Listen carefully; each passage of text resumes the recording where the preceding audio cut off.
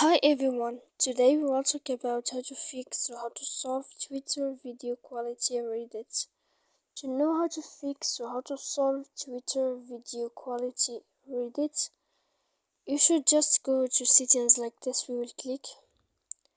After that, in this page, we go to apps, default apps, app settings.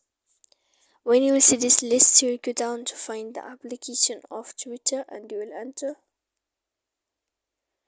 When you will see this page, you will go to click force stop.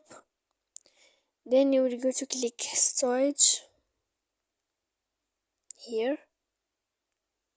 Then in this page you will click clear cache. After that, clear data. And when you will end all this, you can turn off your Wi-Fi.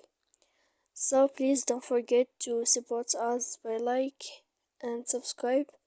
See you next time in another video, and thank you for watching.